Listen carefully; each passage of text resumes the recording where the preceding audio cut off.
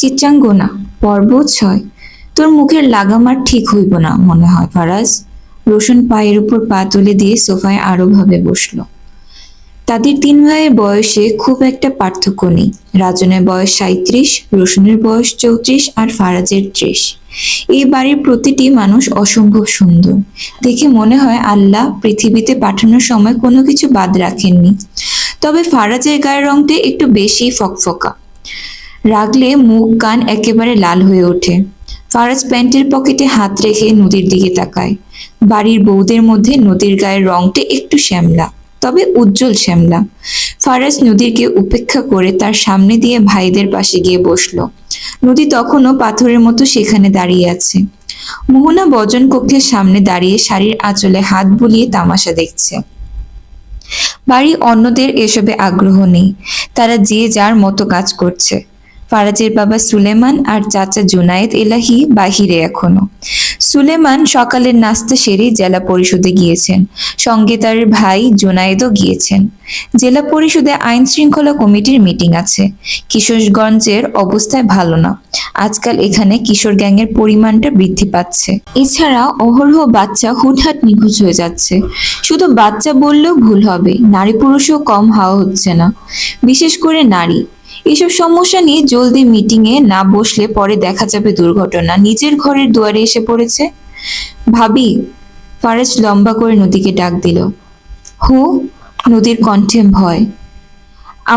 আমরা ভালো মানুষ, কেন জানি সহ্য হয় না।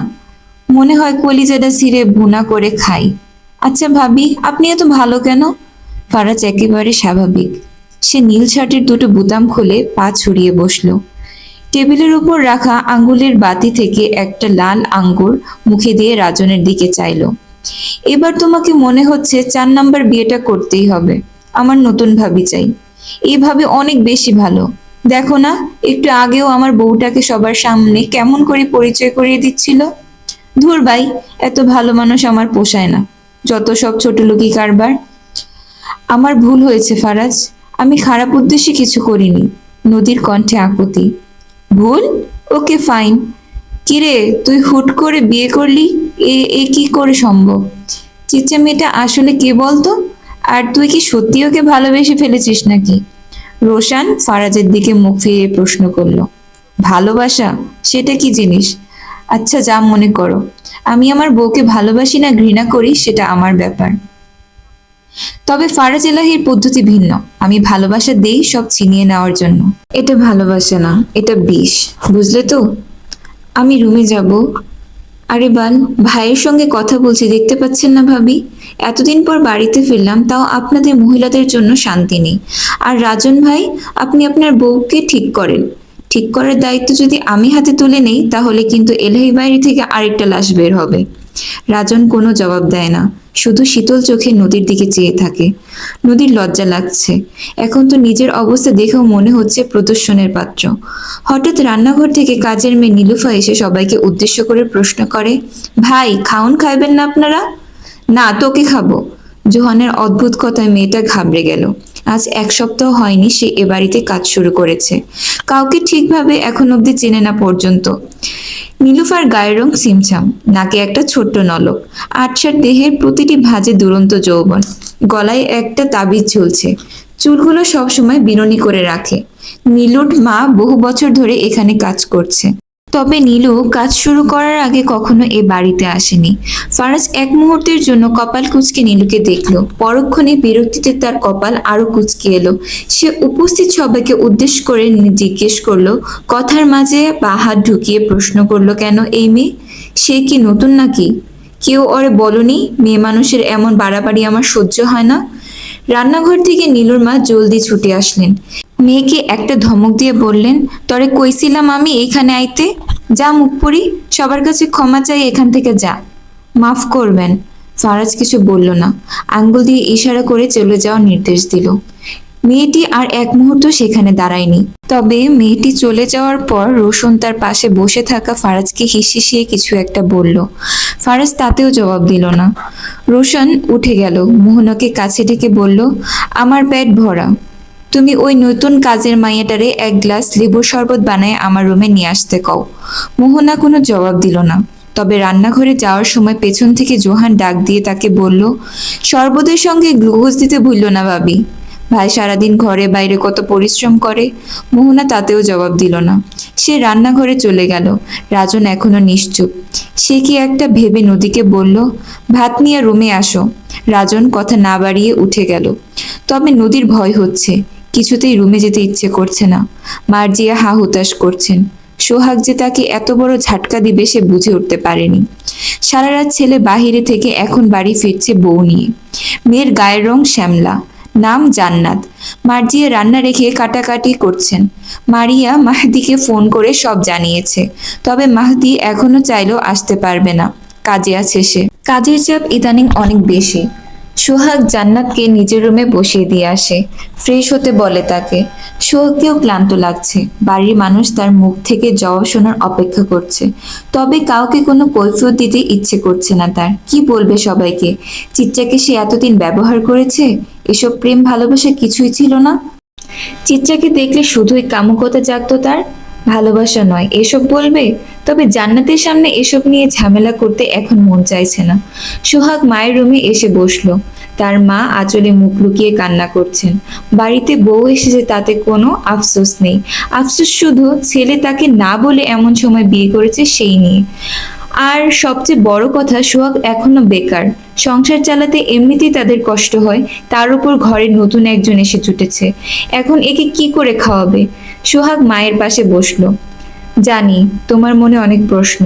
জান্নাতের ভরণ পোষণের দায়িত্ব নিয়েও চিন্তা তোমার মধ্যে, কিন্তু চিন্তা কইরো না, আমি সব ব্যবস্থা কইরাই বিয়া করছি। সোহাগ নিজের সঙ্গে আনা একটা ব্যাগ খুলে মায়ের হাতে দিয়ে বলল, খুইল্লা দেখো। মার্জিয়া চোখ মুছে ব্যাগ খুলে দেখলো এক ব্যাগ টাকা। চোখ তার ছনা বড়া। এত টাকা? আস্তে আম্মা, এখন কোনো প্রশ্ন কইরো না। জলদি আমাগো দিন বদলাইবো। আমি সোহাগ, দিন বদলাই দিমু। তুই কোনো খারাপ কাজে চড়াই যাস নাই তো বাপ? মাথা খারাপ হয়েছে তোমার? তবে ভেতরের কথা যেন ফাঁস না হয়। তুই না চিত্রারে ভালোবাসতি? বাসতাম, তবে এখন বাসি না। আর সে এখন অন্যের বউ, অন্যের খাওয়া জিনিসে সোহাগের নজর নাই। মার্জিয়া থমকে গেলেন। সন্ধিহান কণ্ঠে ছেলেকে জিজ্ঞেস করলেন, চিত্রার যে বিয়ে হইছে, কইছে কেডা? কেমনে জানোস তুই?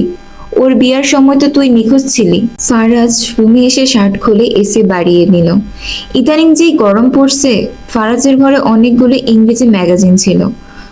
চিত্রা সেখান থেকে একটা ম্যাগাজিন নিয়ে চোখ বুলাচ্ছে। খিদে পেয়েছে তার।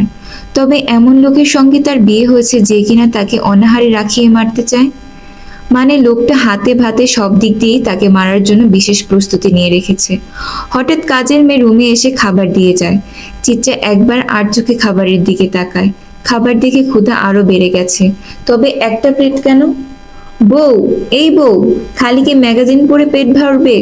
আসো একটু আদর করে তোমার মনটাও ভরিয়ে দিই। চিত্রা আবার অবাক হলো। এটা কি মানুষ নাকি গিরগিটি? একটু আগে নিচে সকলের সঙ্গে কেমন আচরণ করলো, আর এখন পীড়িত একেবারে গলে পড়ছে। আপনি এত বেহায়া কেন? আর সকলের সঙ্গে এমন ব্যবহার করছেন কেন? কয়টা রূপ আপনার? আমি শুধু তোমার জন্য বেহায়া বউ। তবে রূপ হাজারটা থাকলেও তোমার জন্য ভালোবাসার রূপটাই রেখেছি। আসো না একটু কাছে, মনটা আমার বড্ড ক্ষুধার্ত। ফারাজ গলা ফাটিয়ে গান গায়। আয়না করি ফষ্টি নষ্টি, দেখতে নোনতা খেতে মিষ্টি, টাং টাং টাং। চিচ্চা চেঁচিয়ে ওঠে, নষ্টামি না করে গিয়ে ভাত খান। আমার মাথা কেন খাচ্ছেন? খাবারের অকাল পড়েছে নাকি? খাবার তো দুনিয়াতে অনেক আছে, তবে আমার বউয়ের থেকে সুস্বাদু দুটো নেই। আসো বউ, আজ তোমাকে খেয়ে একটু টেস্ট করি। চিন্তা করো না, আমি আবার ভালো রিভিউ দিতে পারি। ফারাজ চিচ্চা ম্যাগাজিনটা হাত থেকে নিয়ে নিল।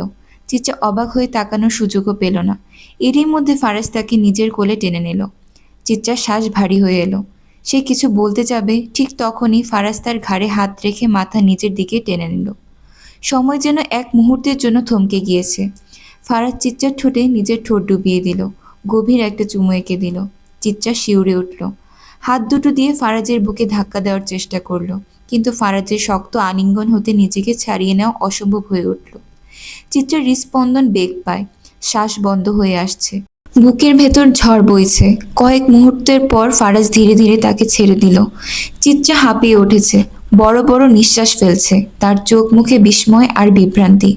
ফারাজ ঠোঁটের কোণে এক চিলতে হাসি নিয়ে তার কোলে মাথা রেখে শুয়ে পড়ল। চিত্রার দিকে তাকিয়ে চোখ মেরে জিজ্ঞেস করলো, কেমন লাগলো বউ? চিত্রা রাগে কটমট করছে। ফারাজকে ধাক্কা মেরে নিজের কোল থেকে সরিয়ে দাঁত পিষে সে জবাব দিল, এলাচের মতো লেগেছে। বুঝতে পেরেছেন মিস্টার এলাচি? অসভ্য লোক কোথাকার। ধর্ষণ মামলা দিয়ে যদি আপনাকে হাজতে না পাঠাই তবে আমার নামও চিত্রাঙ্গনা নয়।